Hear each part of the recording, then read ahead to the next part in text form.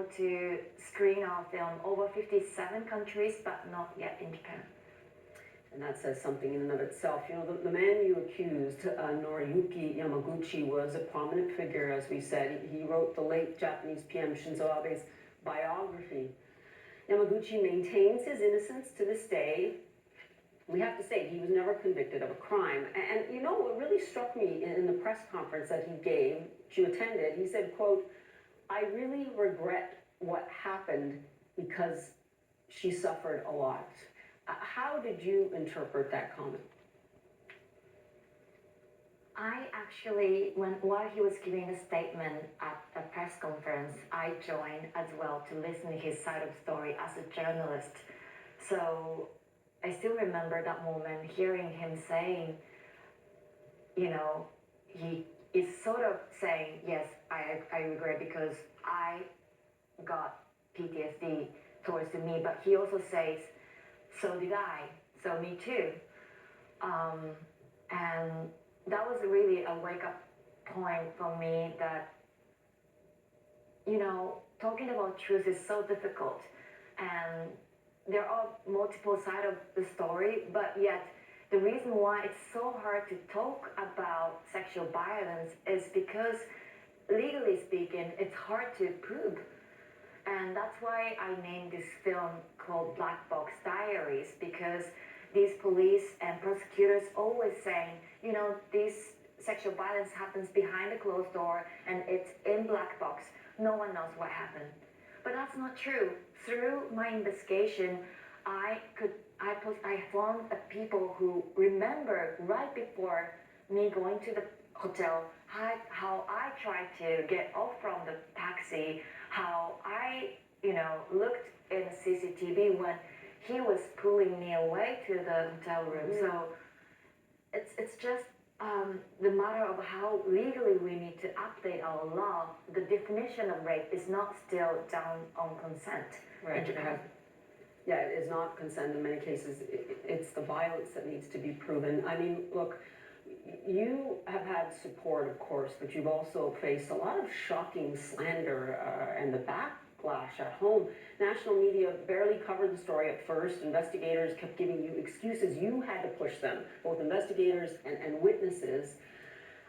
Now, you addressed why you felt you had to do this. Let's listen to that for a moment. 警察は当初、被害届を受け取ることすら拒んでいました。理由は今の法律では性犯罪を捜査するのは難しいから、また相手方の山口紀之氏が当時 TBS のワシントン支局長で著名人だからでした。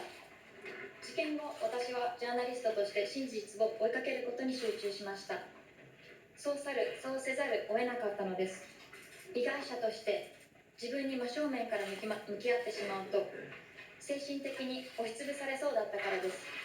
You know, looking back, the way you approached this as a journalist, did it help you, or do you think it held you back? And what kept you going? As I said, you had to do so much of the legwork yourself.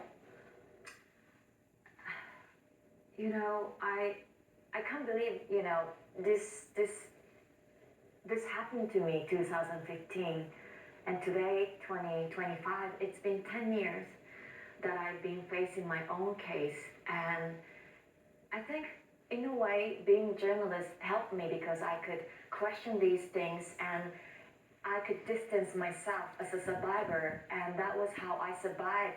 I think every survivor has different way to survive, and for me was to ask questions, to seek justice. So, you know, after speaking up about my case and asking these questions, I've been told I'm very brave and we should all speak up, but not in all society, not in every culture would accept that. You know, the first thing you have to do is to survive.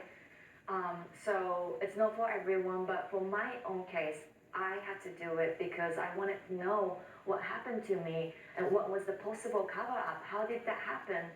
And till today, I haven't get answer how this cover-up happened, why arrest was stopped, the reason. So I am keep asking these questions through this film.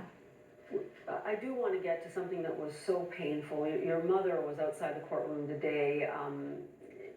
That you know, you talked about this ruling. It was a positive ruling for you, but of course this was so difficult for your family, and you made that clear throughout, as did your family. How is your relationship with them now? And I have to confess, so much of what I watched about this provocative documentary is I watched it as a mother and not a journalist. Forgive me for that. But, you know, as I was watching it, you know, your family wants your